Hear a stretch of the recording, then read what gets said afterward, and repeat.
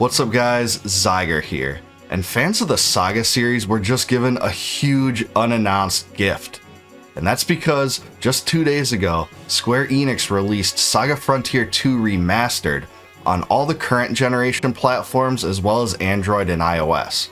And this floored a lot of people because Square Enix hadn't hyped this at all. There was no kind of announcement that this was being created or no really marketing campaign prior to the fact and prior to its release. So I wanted to cover that in this video today. I am a fan of the SaGa series. I know many of the viewers on my channel are as well. Mostly the Romancing SaGa series, which I have covered in depth. But I wanted to give this a look, so let's watch the trailer together and then I'll give you my thoughts on the game. But before I get into it, please like this video, subscribe to the channel, and leave me a comment down below letting me know, are you going to play SaGa Frontier 2 Remastered? Two men who survived in the same world, in the same era. Their extraordinary destinies are now about to unfold. SaGa Frontier 2 Remastered. Gustav, the heir to the throne who is born without talent, the boy who was once called a good-for-nothing, will take up his steel sword and plunge headfirst into the violent wars shaking the world. So it looks like they're retaining kind of the same look and feel of the original SaGa Frontier 2. I didn't play this one that much at all, but a lot of people really like this art style. It's definitely a lot more lighter and brighter than the first SaGa Frontier that was released on PlayStation, and then that one was remastered as well. I actually didn't play it that much because of that.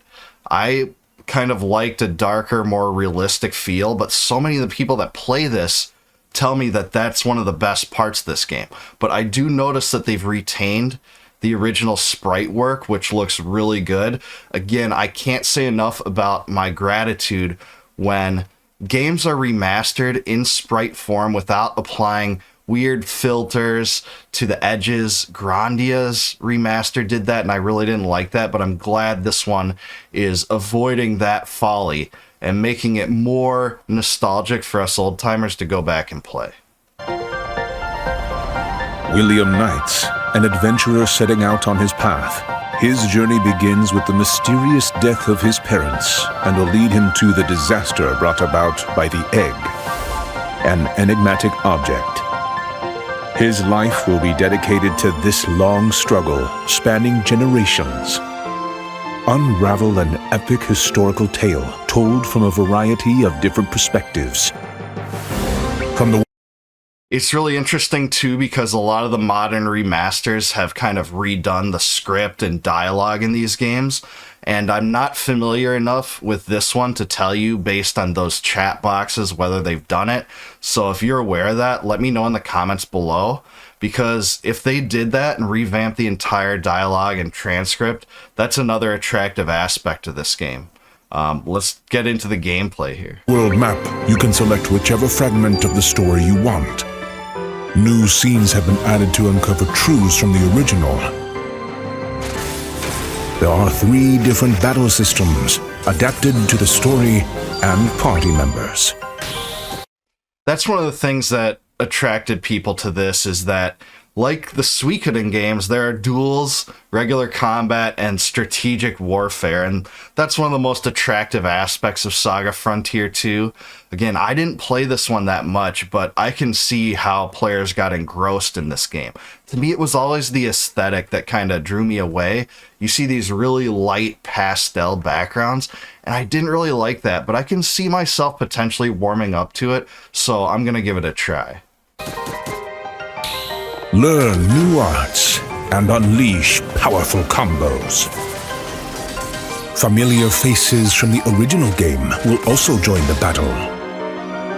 Carry over one character's stats to another character. Challenge powerful bosses waiting for you after you've completed the story.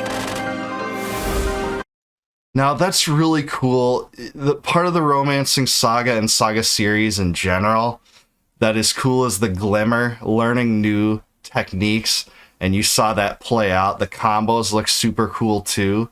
And really, this interface looks a lot more improved than the PlayStation version. So that's really great. Looking here, it looks like these are some of the bonus features. Speed options, that's something that has done just so much to improve many remakes and remasters. The Suikoden 1 and 2 package that just came out, reminds me of that. Speeding up the battles was just an incredible gift to gamers that went back and played it and didn't want to spend hours and hours grinding. So having speed options improve the rate at which battles are fought are great. The Dig Dig Digger, I don't really understand. Maybe they'll explain it in a second. Library, it's awesome. It looks like they're gonna give you access to the music, opening movies, credits, stuff like that. And that's always a good benefit for players that go back, especially if you played this one before. You're unable to listen to music just arbitrarily otherwise, so this is pretty cool. And New Game Plus. New Game Plus is really, I always say it's something that every remaster should honestly have. It's something that, Chrono Trigger made totally famous back when it first came out. New Game Plus is one of the best features of any RPG, allowing you to kind of repeat the game at the same levels you finished it. And it's great to know this one has that too. A remaster that's refined and more enjoyable to play.